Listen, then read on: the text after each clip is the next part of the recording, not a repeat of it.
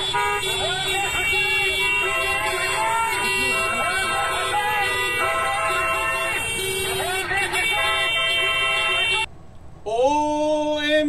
mga kababayan!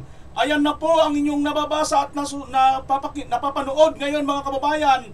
Arrested daw po BBM at Saldico. Dapat kasama rin dyan si BBM mga kababayan, ano? Martin at Saldico pala.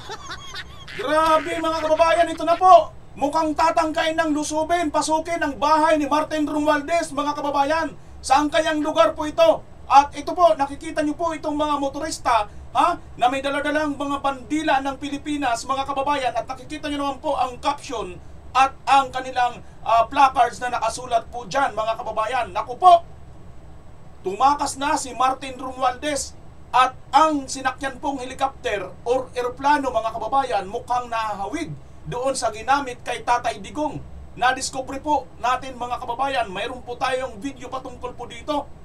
At ito pong si Mayor Belmonte mga kababayan ng Quezon City, abay kini-question na po kung saan dinala ni Congressman ng Quezon City, ito nga si Congressman Arjo Atayde, yung 14 billion daw po di umano mga kababayan. Naku po, ito na talaga, nagkakabukingan na at alaman na po kung sino talaga ang mga kurakot sa ating pamahalaan. At naalala nyo mga kababayan kung magkano ang halaga ng nakita nating pera na nilatag pong picture dyan sa Kongreso, yung parang banig-banig na pera mga kababayan.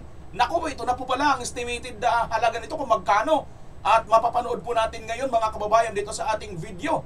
At ngayon po mga kababayan, nanginginig na po itong si Tamba dahil alam naman po natin mga kababayan, confirm na po si Tamba po ay nag-resign na po or wala na po sa kanyang pagiging speaker mga kababayan. Nagtagumpay na po ang taong bayan. Ano ho? At sa kabila nito, itong si kanyang sidekick, si Saldico mga kababayan, matindi po pala talaga ang ano nito, ang mga pangingialam nito sa ating gobyerno. Mismong ang sekretary ni BBM mismong nagbuking sa kanya dito. Pakialamero po ito si Saldico mga kababayan. At ito po muna, konfirmado na po, mayroon po ngayon nagaganap. Mayroon pong nagaganap ngayon mga kababayan na ano po no, nag-aantabay po ang taong bayan diyan po ngayon sa opisina ni Martin Romualdez. Ayun po, malungkot, mukhang malungkot po ang opisina ni Martin Romualdez ngayon mga kababayan. Ano ho? At ito na po ang konfirmadong balita mga kababayan. Ayun po, breaking, Speaker Martin Romualdez is stepping down from his post Wednesday at his recommended House Deputy Speaker ng Isabela 6th District Representative Faustino Bojide deterred to replace him. Antipolo City 1st District Representative Ronaldo Puno said. Yan mga kababayan, 2 hours ago lang po yan, post po yan mismo ng ABS mga kababayan. Ano ho? So ayan na po, confirm na po itong si Romualdez mga kababayan. Ang tanong, tumakas na ba si Romualdez mga kababayan? At ano ang kanyang sinakyan? Magugulat po kayo mga kababayan dahil dito po booking ang kanilang kayamanan at itong mukhang ang sinakyan po nito mga kababayan. Tingnan po natin, panoorin po natin ang video kung ano po bang kanilang sinakyan. Gaano ba kayaman itong si Saldico at si Martin Romualdez? At kung maaalala nyo po mga kababayan, itong perang banig-banig na ito, magkano ba ito? Magkanong pera ito? Gaano karami po ito? Malalaman po natin sa atin pong pag-uusapan ngayon, sa video po natin ngayon mga kababayan. Kaya bago po natin ituloy yan, nakikisuyo po ako sa inyo, paki-like, paki-share ng video ito. At kung ngayon ko palang nakabisita, paki-subscribe naman po ang aking channel, wala naman pong bayad yan. Maraming salamat po sa iyo kabayan. Tuloy na po tayo sa ating pag-uusapan ngayon. Ito po yung pera, pero ito muna ang ating apuntahan na video mga kababayan. Nilulusob na po ngayon, ito pong pamamahay ni Martin Romualdez.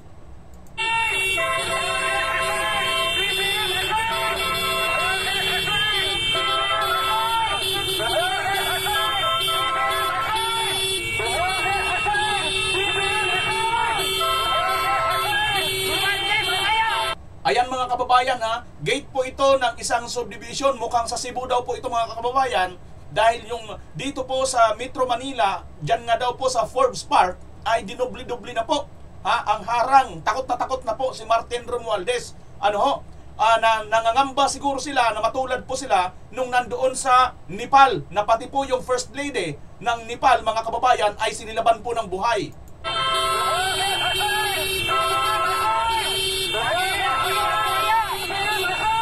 Ayun po mga kababayan, isang motorista nagtangka po doon na sana pasukin na, kaso mukhang pinigil po siya nitong gwardiya, mga kababayan.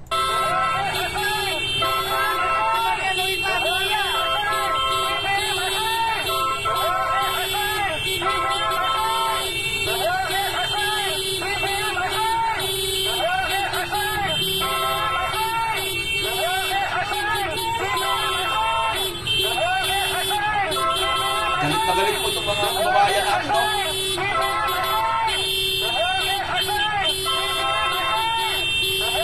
Sa Cebu daw po ito, mga kababayan.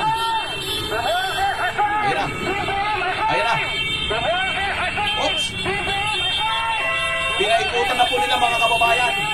Pinaikutan po nila. Napakarami po itong mga taong bayan, mga nakamotor at mga nakasasakyan po. Ayan, Ayan po mga kababayan,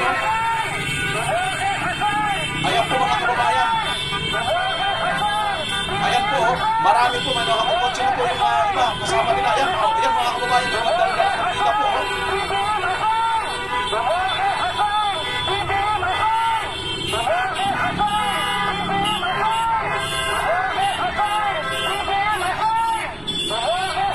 Ayan mga kababayan,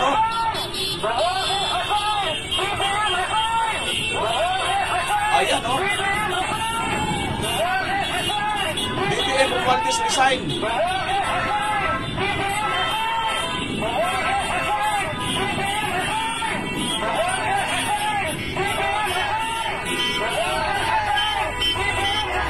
Ang ina,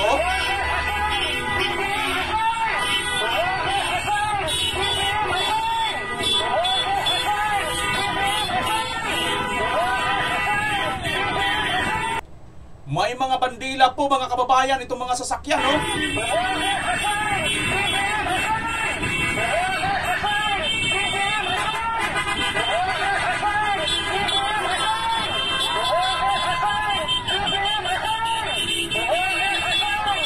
Kilabutan ako,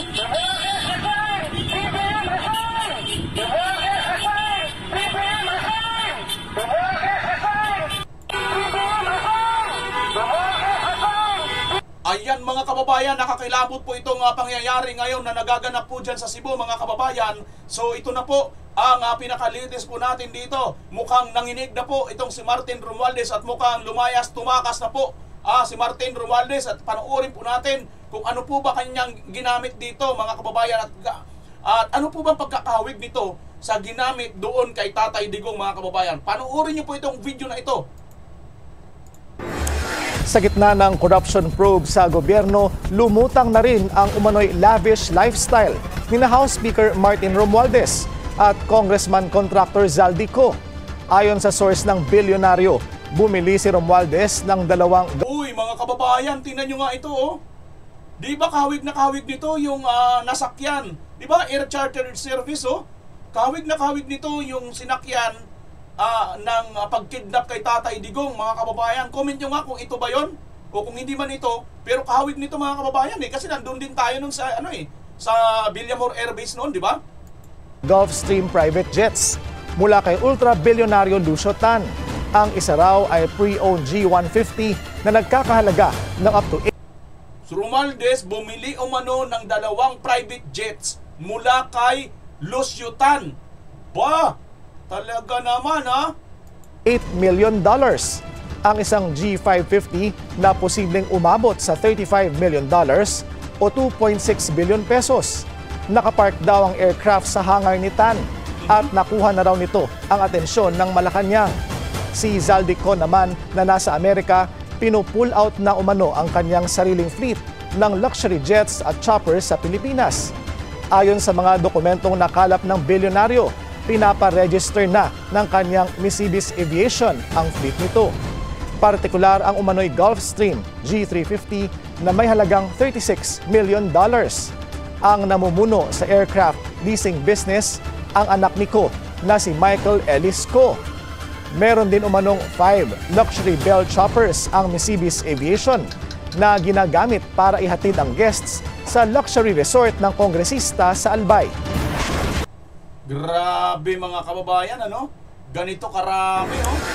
Ganito ka-luxurious ang mga gamit po nitong mga ito, no? Biruin mo ba naman itong jet na to, oh? Private jet pala ito. Tapos may mga luxurious na mga chopper pa, oh. Ang tindi, ang lupit. Saan kaya galing ang mga pera ng mga ito? Saan sila napagkakakuha ng mga perang ganito karami? Ha? Kung sa kanilang sweldo lang, mga kababayan. Ha? Sa tingin ninyo, saan nito nila kinuha? Saan galing mga perang ito? Sa tingin nyo ba, kailangan makontento ang taong bayan sa mag-resign lang sila or bumitaw lang sila sa kanilang posisyon? Hindi man talaga actually resign eh. Kasi congressman pa rin yan si Martin Romualdez, mga kababayan eh. Kahit pa nga siya matanggal na sa pagka-congressman, hindi pa rin yan sapat, mga kababayan. Dapat, kasuhan talaga ito kasi kitang-kita naman sila ang tinuturo.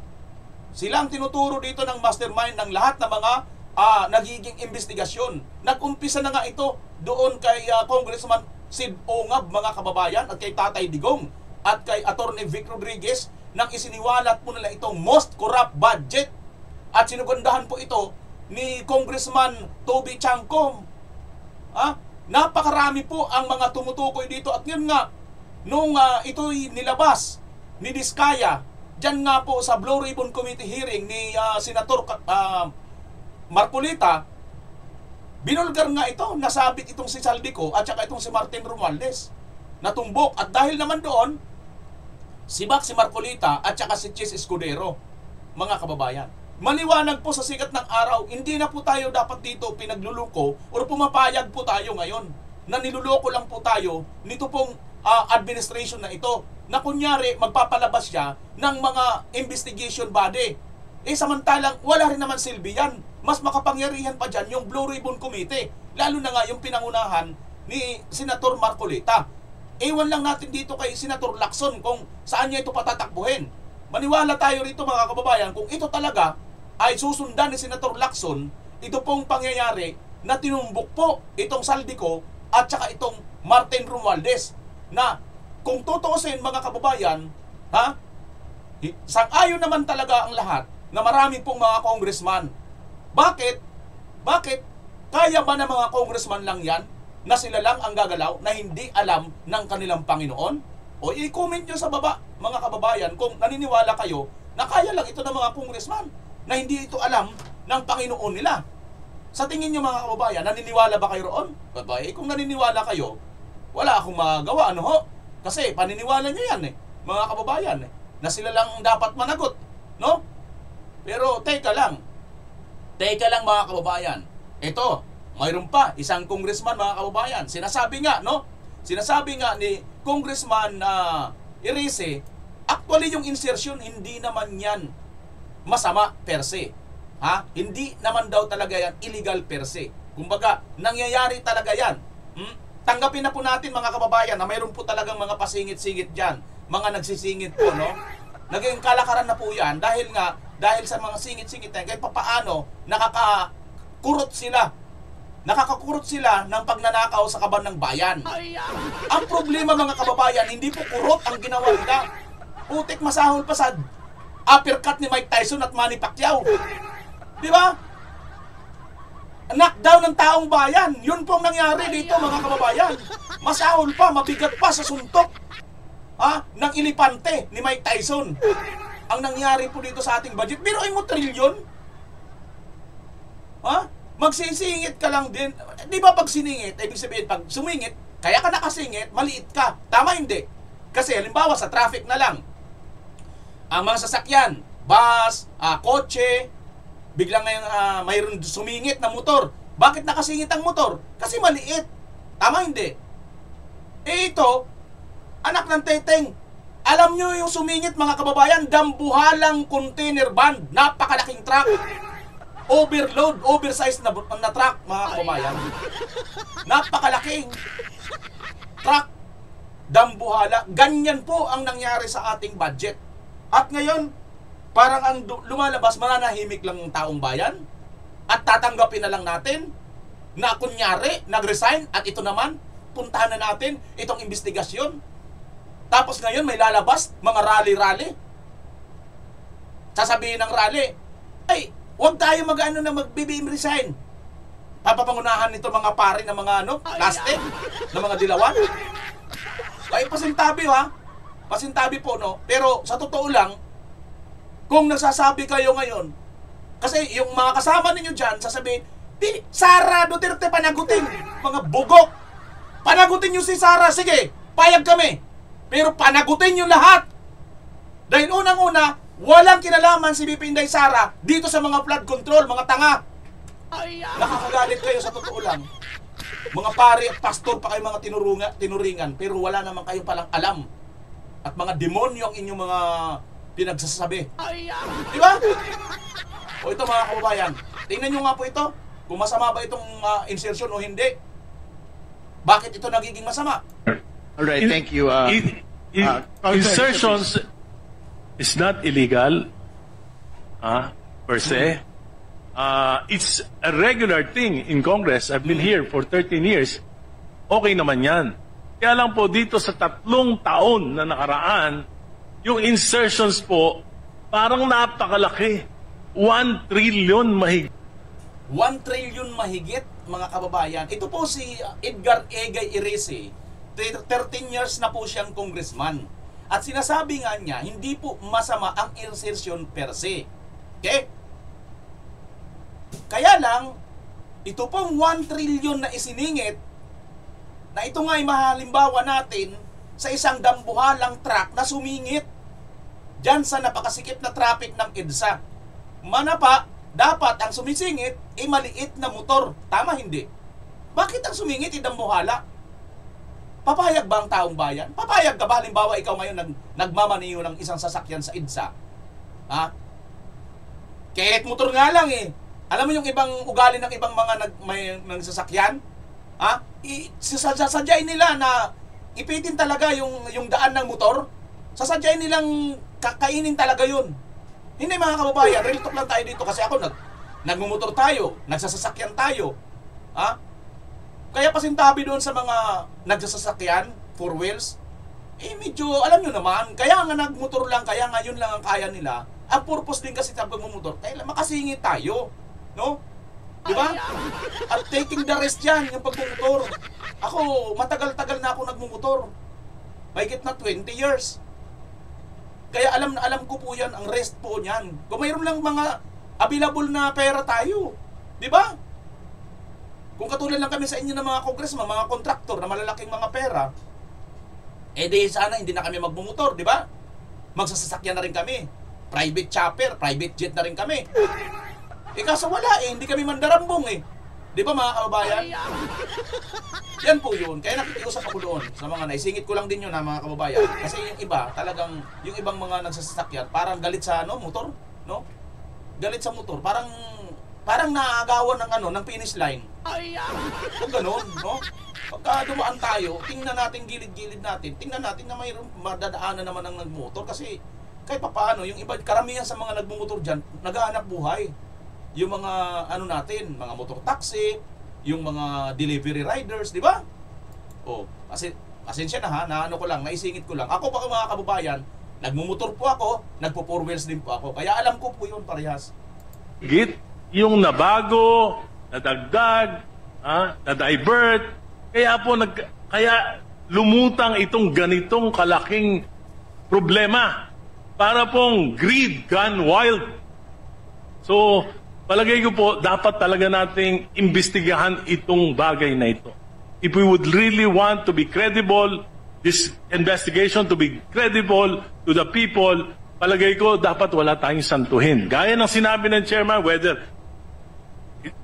senador, whether congressman, DPWH, pag nakikita ko si Engineer Alcantara, medyo umiinit talaga ulo ko Salamat po. Ayon kay Representative Edgar Irice, kita nyo mga kababayan, nakakainit talaga ng ulo yan. Yung Alcantara na yan, at saka yung Bryce Hernandez na yan, na-contempt na nga yan sa Senado. Biruin nyo. Paano ba naman yan? Halos kalahating bilyon, halos bilyon-bilyon pinapatalo sa sugal. Mantsakin nyo yung mga kababayan. Paano? May trilyon pala na nakasingit. Talagang, pag hindi talaga uminit ang ulo mo, talagang, isa kang, kung hindi ka nakikinabang doon, ha? Ito, diretsyahan lang po, real talk lang mga kababayan. Kung hindi ka nakikinabang doon, isa ka pong gago at tatanga-tanga. Ganun lang kasimple yun. Pag hindi ka talaga nainis at nagalit sa ganitong sitwasyon. Hindi raw illegal ang insertions. Pero kung babalik O sabihin na lang natin, simple lang, wala akong pake. O, kaya lang, pagdating ng araw, huwag kasi sigaw-sigaw. Huwag kang iiyak-iyak. Post ka sa Facebook. Help me! Tulong! Binabaha ang bahay ko! Binaha yung sasakyan ko! Huwag ganon! Ha? Wala rin kaming pakialam. Yan ang sagot namin sa inyo. Di ba? Alam nyo mga kababayan, sa totoo lang, katulad kahapon, pumunta tayo dyan sa Congress, di ba? May naririnig tayong mga tao na nagsasalita na, parang ano daw, para bang hindi nila gusto yung ganong ginagawa. Ha? Nakakalungkot, di ba? Nakakalungkot. Saka lang kayo nakikialam pagka kayo na mismo ang direktang tinatamaan. Pero pag in general term, wala kayong paki. Bahala sila dyan. Tapos ngayon, pagka apektado na kayo, idadamay nyo na kami. Pero samantalang nung panahon na kailangan natin sama-samang lumaban, ayaw nyo. kan ang mga 3 taon na ang nakalipas, sinabi niyang tila sobra ang laki ng insertions. Umabot pa raw ng 1 trilyon. All right, thank you. Mga kababayan, ayan na, umabot po ng 1 trilyon. Ganyan po kaya kalaki yung pera na nawawala po sa ating kabang bayan at napupunta po dito sa mga Judas, Barabas, Estas. At ngayon, makukuntinto lang tayo sa sigaw tayo at investigasyon dito, investigasyon doon. Tapos na, wala nang makakasuhan. May magre-resign, may mag-aalis lang, wala na. Tapos na, ubos na lahat ang trilyon-trilyong pera ng Pilipinas. Ngayon, sino magsasuffer? Ay, syempre tayo mga Pilipino. Tayo lahat ang magsasuffer nito. Sila, nagtitiis sila sa pagdidildil ng ng masasarap na mga pagkain. Ganun po mga kababayan na nangyayari sa ating bansa. Tapos wala kang pakialam, di buhay mo yan. Sige, ito pa mga kababayan, ito pong si Mayor Joy Belmonte ay question na po kung nasaan napunta ang budget na bilyon-bilyon dyan sa Quezon City. Bilang isang mayor, mga kababayan, nasasakupan niya po ang Quezon City, 14 billion. Saan mo dinala Arjo Atayde, Congressman? Ang masakit, 14 billion pesos sa 17 billion pesos na ginastos sa mga flood control projects na ito ay hindi naaayon sa ating, or I could even say taliwas sa ating drainage master plan. Ang masakit, 14 billion pesos sa 17 billion pesos na ginastos sa mga flood control projects na ito ay hindi naaayon sa ating, or I could even say taliwas sa ating drainage. 17 billion mga kababayan ang budget dyan sa flood control sa Quezon City. Ganyang kalaki yung pera, ngunit ganyan din kalaki, katindi ang mga baha dyan sa Quezon City. Sino rito mga viewers natin mga taga Quezon City? Di ba? Ang Quezon City, naku po, lalo na dyan sa may bandang Tatalon, nak ng pating sa Rodriguez, dyan sa may Araneta, ay naku po. Naku po, grabe. Yung pala, may budget 17 billion at 14 billion, hindi niya alam kung saan dinala. Arjo Atayde, saan dinala yung pera na ito? Ngayon, naniniwala na ba kayo doon sa mga diskaya? O doon kayo maniniwala kay Biko sa pagdidiscredit sa mga diskaya? Nasa sa inyo lang yan mga kababayan. Nasa sa inyo lang yan. Na yung Si Vico rin, yung kanyang kasama, si Romulo, isa rin sa binanggit doon tungkol sa mga flood control dyan sa Pasig. Sa Pasig din, binabaha din, bahain din yan. No wonder mga kababayan, yan na po ang nangyayari. So ngayon, kayo na, taong bayan na ang musga kung sino ang inyong papaniwalaan, kung papaano kayo maniniwala, no? Mga kababayan. Yan po ang problema po sa atin, ano po? Kasi po tayo, mabilis lang tayo utuin. Ako, sa totoo lang mga kababayan, ang magagawa ko talaga rito, ito, i-broadcast natin ito. Yung kanilang panguuto. Sa totoo lang, sa nakikita ko ngayon, ang gagawin lang nila, paiikutin ng mga taong bayan. Hanggang sa makalimutan na natin ito. Itong ginagawa ni Marcos Jr. na paggagawa nito ng Independent Commission kuno, wala namang pangil yan. Hindi ka naman pwedeng magkaso dyan. Magre-recommend lang naman yan mga yan. Hindi pwedeng mag-aresto yan. Sana ang pinakamagandang ginawa, itinuloy yung kay Senator Marcolita. Dahil doon nakakakita tayo ng independent talaga na pagdinig mga kababayan. At walang halo. Bakit? Bibiruin mo ba naman? Sa tapang ng mga diskaya. Kasi nakakuha siya ng taong nito, yung witness protection program sana kay Senator Marcolita. Na ito naman si Senator Marcolita ay nagtiwala dito kay Boyeng na hindi siya ipagkakanulo. Kasi una, pumayag si Boyeng na mailagay sa witness protection program itong mga diskaya. Kaya itong mga diskaya nagsalita. Kayo ba naman mga kababayan, babanggain mo ba naman ang kinatatakutan ng lahat? Ang sinasabi ni BP Inday Sara na dalawa lang ang naghahawak ng budget ng Pilipinas. Yan ay si Saldico at saka si Martin Romualdez. Yan din yung mga binabanggit ni Diskaya, mga kababayan.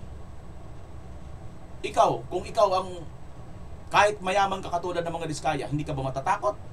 Pamilya mo hindi matatakot? O di ikaw na, kung sa tingin mo hindi incredible ka, hindi ka kaya, hindi mo sila kinatatakutan. O, di ba mga kababayan? So, tingnan natin kung gaano pa nakalaki yung pera. Gaano ba kalaki ng pera ito mga kababayan? Itong pera, teka, punta muna tayo rito. Ito pa, si Saldico muna. Itong si Saldico, naubo itong kanyang bata mga kababayan. Itong kanyang tau-tauhan. Master plan. Sa Kongreso. Ang masakit, 14... Naubo mga kababayan. Ito, itong video. Panoorin nyo ito. Si Ridon mga kababayan na sinibak ni Pangulong Duterte sa kanyang panunungkulan noon. Isa ito yata sa mga naging sekretary ni Pangulong Duterte. Nakalimutan ko lang kung tungkol sa housing yata mga kababayan. Bulakbol po ito isa rin po itong kurap ng panahon ni Tatay Digong, kaya ito ay sinibak, no? Sinibak po ito ni Tatay Digong, si Ridon, na ang boss niya ngayon itong si Martin Saldico na hindi niya kayang ipatawag. Na si yabang-yabang nitong ni Abante noon, magsalita dito kay Magalong, na ipatawag na si Magalong para banggitin lahat. Ngayon, natamimi na sila mga kababayan. Kita nyo na? Diba?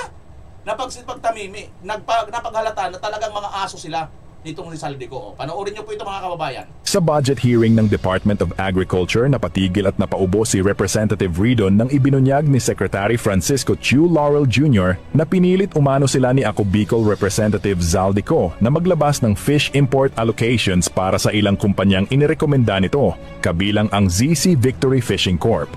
Ayon kay Laurel, umabot sa 3,000 container ng isda ang hinihingi, pero tumanggi sila dahil may sinusunod na formula. Wala silang inilabas na permit at hanggang ngayon ay tikumpa. Grabe, nangingikil pala ito mga kababayan. Humihingi ng higit 3,000 container. Ang tindi pala nito. Pati agriculture, pinapakialaman nito. Malupit. Panig ni Representative Zaldico. Bago ko pumasok, they were allowing unloading in private ports.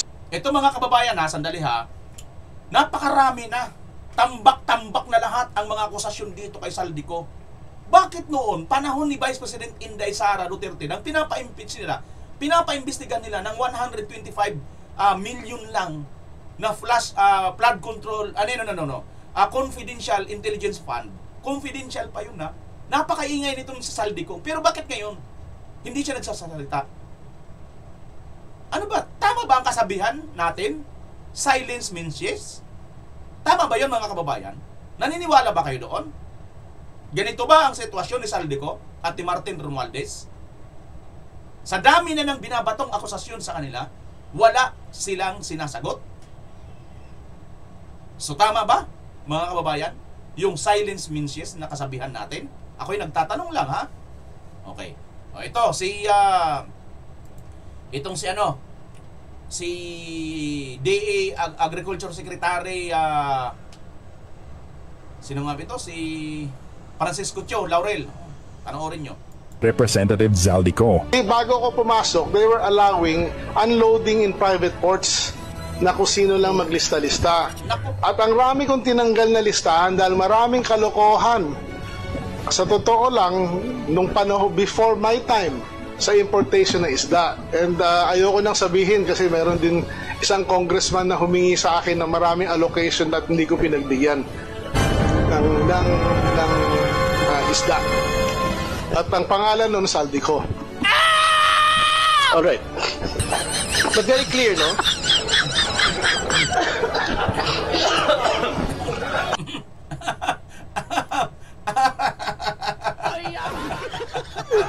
Naubo si Tuta. Ayan. Ha?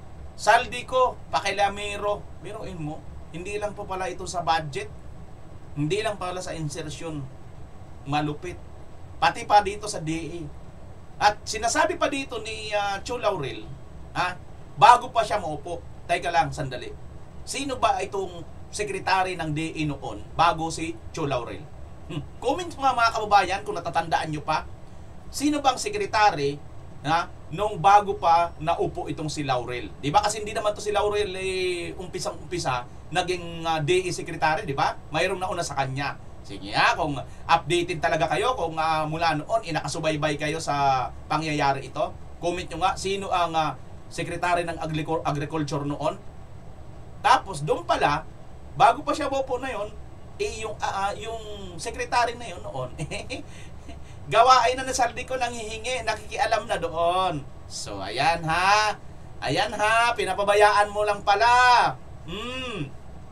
Yung pinalitan ni Laurel, pinapabayaan niya pala, mga kababayan, na itong si Saldico nangingialam. Biruin mo, 3,000 truck. 3,000 truck, ilang tonelada bawat isang truck, mga kababayan. Naku po, napakadami pala ng corruption dito sa ginagawa nitong Saldico na to. Tapos, dito sa 125 Intelligence Confidential Fund ni Vice President Inday Sara Duterte, napakadaldal mo. Ngayon, magsasakit-sakitan ka. Anong tawag sa'yo? Silence means yes ba? Pakisagot na lang kung anong sagot mo doon. Ngayon, kung hindi ka naniniwala na silence means yes, magsalita ka. Kasi bilyon-bilyon, trilyon-trilyon. At sabi nga ni Congressman Iresi, hindi masama ang insertion, pero yung trilyon, yung singit na trilyon, saan napunta yan? Ito mga kababayan, yung video. Tingnan nyo po ito. Magkano ba yung pera na yun?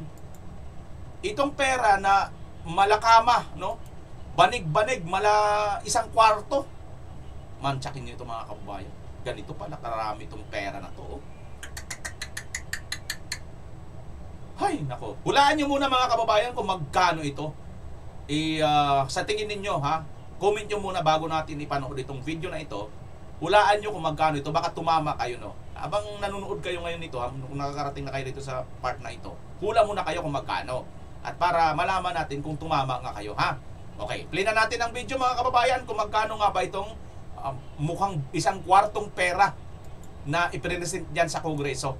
Ito daw po ay pera na galing dyan sa insertion sa flood control, corruption. Ano ba ang gagawin nila sa pera na yan?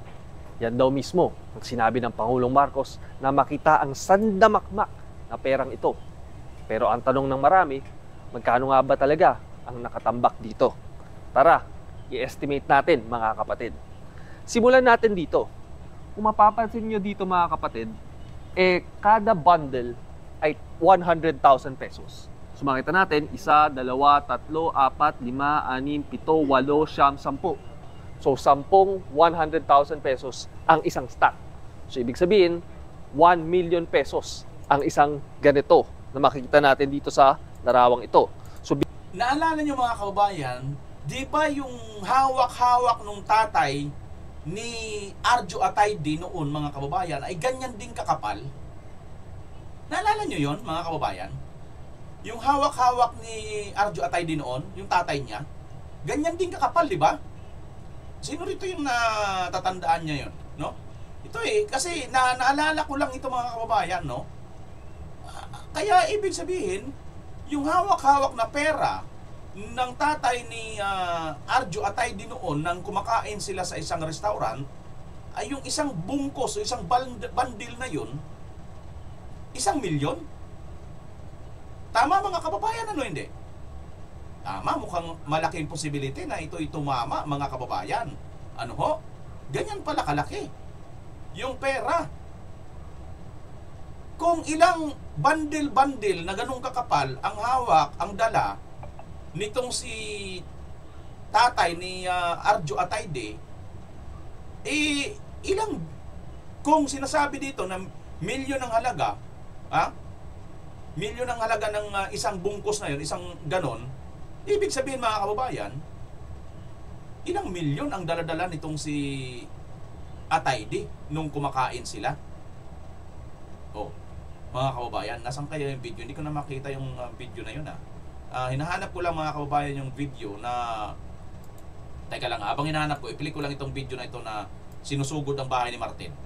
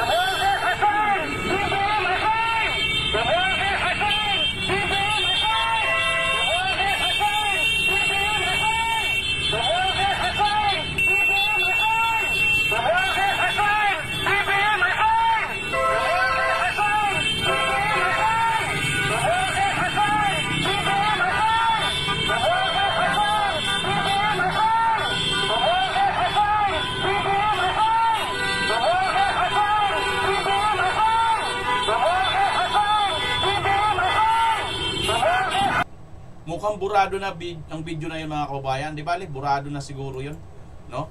Kita nyo mga kababayan, ano? So makikita natin dito na napakarami pong pera, no? Talaga naman ganito karami ang pera. So ituloy na po natin tong video kung magkano nga ba ito, no? Bibilangin natin ngayon mga kapatid kung ilan to lahat. So 1, 2, 3, 4, 5, 6, 7, 8, 9, 10, 11, 12, 13, 14, 15, 16, 17, 18, 19. 19 by 3. So 19 times 3 mga kapatid ay equal to 57. Ibig sabihin, 57 na ganitong stock. Kada stock ay 1 million pesos. So ibig sabihin, itong buong to na nasa baba ay 57 million pesos. Napakalaking halaga na yan mga kapatid. Ngayon, dito naman, so 1, 2, 3, 4, 5, 6, 7, 8, 9, 10, 11, 12, 13, 14, 15, 16, 17, 18. 18 by 1, 2, 3, 4, 5, 6, 7, 8, 9, 10, 11, 12, 13, 14, 15. Parang sumobra tayo or parang meron pang nasa likod. So, estimate na natin 18 by 15 mga kapatid. 18 by 15, yan ay nasa 270. So, kung 1 million ulit ang kada stock, that is 270 million. So, 270 million plus 57 million, lumalabas ang total ay nasa 327 million pesos. Mula dito hanggang dito. More or less. So, talagang titingnan muna natin kung sabihin natin na sa 14, ano lang to, instead of 15. So, 18 by 14, babawasan natin ng 18 million, isang ganyan. So, that's 309 million sa kabuuan. So, nasa 300 million range, no? Muli, mga kapatid, ito ay estimate lamang. Ang tunay na nakakaalam kung magkano nga ba ang halagang ito ay ang mga tao na kinabang mula sa kaban ng bayan. Sana lang ay tuwing bumubuhos ang ulan at binabaha ang ating mga kababayan, ay maalala rin natin na patuloy na nilulunod ng ganitong kayamanan ang mga korap sa Pilipinas. Hanggang kailan ba natin titiisin ang ganitong kalakaran bago tuluyang magkaroon ng tunay na pagbabago? Dahil tandaan natin, hindi lang ito perang ninakaw, kundi kinabukasan ng bawat Pilipino. Muli, ako si Edson Guido. Ayan mga kababayan, estimated po ito 327 million. Kailan pa kayo gigising, taong bayan? Kailan pa natin ito pipigilin? Kung dumating na naman ang baha. Ha? Kasi sa nakikita po natin, pagpunta po natin kahapon, kakaunti lang po talaga. Hindi po kaya. Hindi po kayang, sabi nga nila, no? May mga sinasabi na nakahanda daw ang mga kapulisan, mini-uniform, na umalalay, no? Kung sakasakaling dumami na po, hindi na po sila papalag. Pagbibigyan po nila ang taong bayan na may exercise po nila ang kalayaan, ipahayag, i-express ang kanilang mga saloobin, mga damdamin. Kaso, wala eh. Mas marami pa ang mga pulis, mas marami pa ang mga nakadeploy na mga magbabantay kaysa doon sa binabantayan. Wala talaga mga kababayan eh.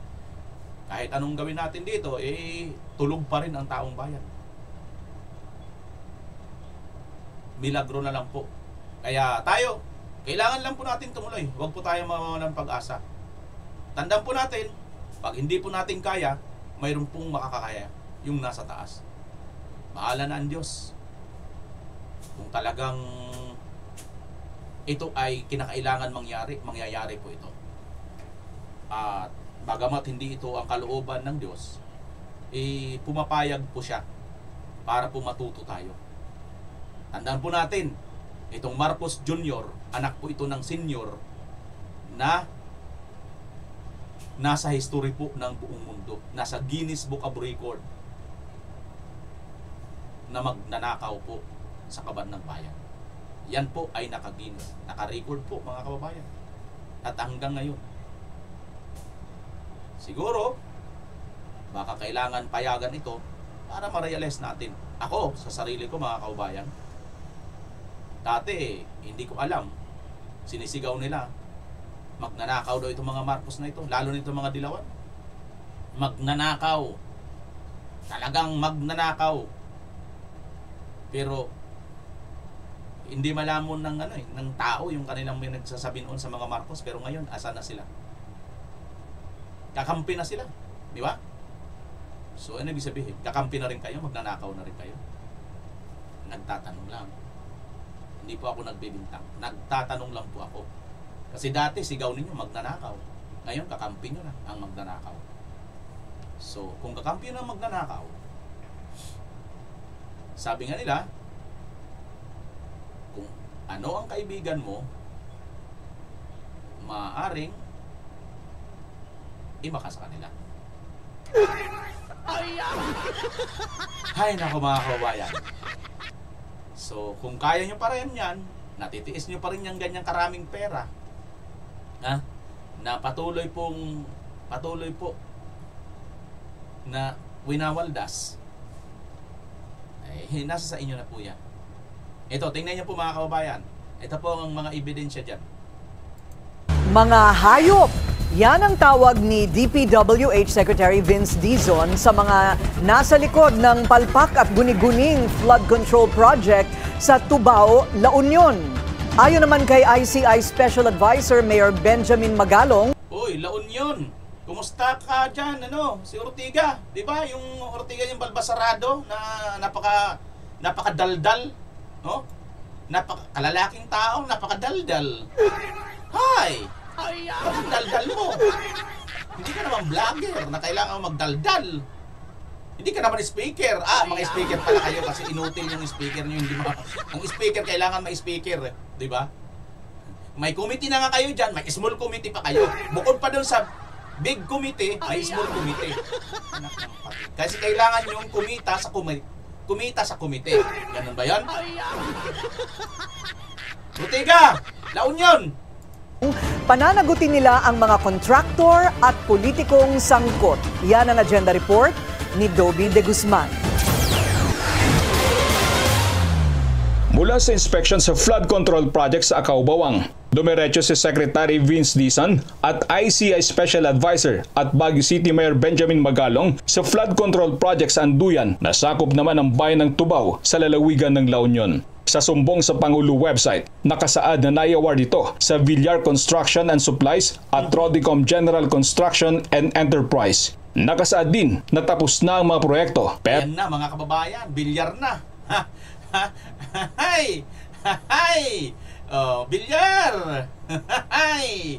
Ayan na mga kababayan. So, ay nako. Di ba? Parang kailan lang kasama ang mga bilyar sa mga Duterte. Ngayon ay nasa kabilang bakod na ni Bulaga. 1,000, isang tuwa, iskol bukol. Bulaga. Pero nang ito inspeksyonin, tuloy-tuloy pa rin ang konstruksyon. Questionable nga yung technology na ginamit. Considering na nakita nyo naman sa ibang mga lugar, consistent na talagang buhos. Diba? Pero dito, parang stone, ano ba to? Meron silang tawag dun sa technology na yun na walang bakal. Stone masonry naman ang ginamit. Bakit hindi consistent yung one? Nagtataka kami bakit hindi consistent yung technology na ginagamit. Mula sa flood control project sa Barangay Anduyan, sunod na pinuntahan ng kalihim at ni Mayor Magalong ang flood control project sa Barangay Rizal sa bayan pa rin ng Tubao. Base sa impormasyon na pinarating kay Mayor Magalong, ghost project ito. Pagdating nila sa lugar, tanging mga nabungkal na lupa sa ilog ang nadatnan. Dito na lalong uminit ang ulo ni Secretary Dizon. Hayop! Yun nga masasabi ko. Inaalam na kung sino ang contractor sa... So, may hayop. So, ang problema, wala kayong mapapakulong na hayop. Yun lang ang problema ko dito sa investigasyon nyo na to. Huwag kayo puro papugi lang dyan.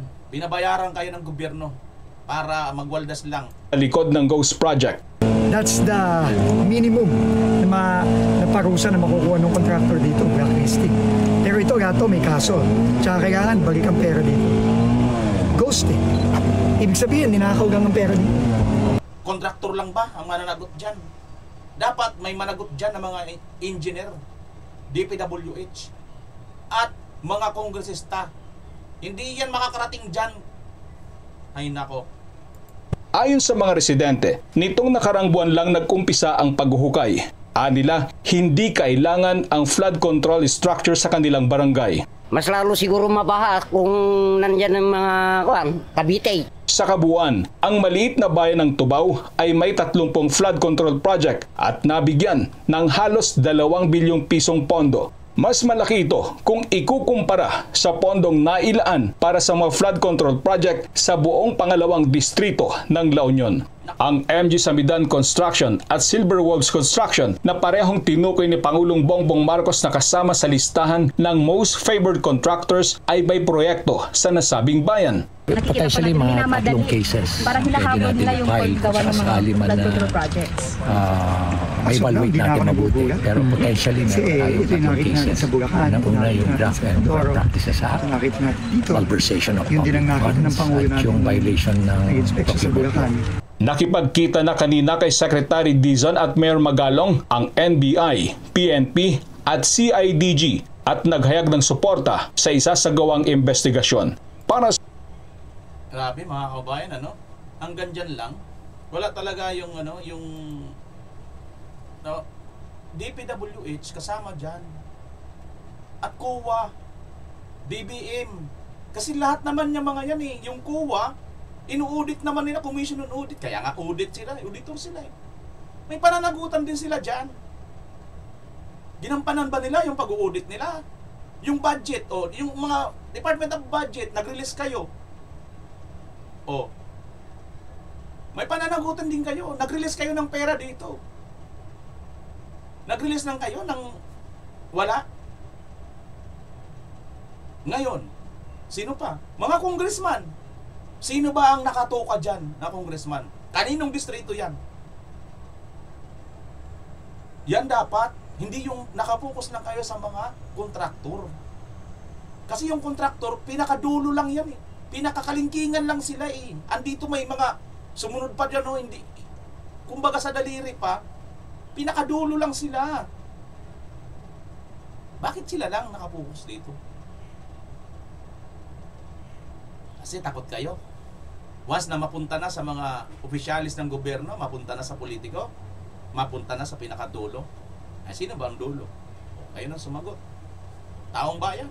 Ayan po ang ating napag-usapan dito. Kung sino pong tumama sa hula, kung magkano po ang halaga,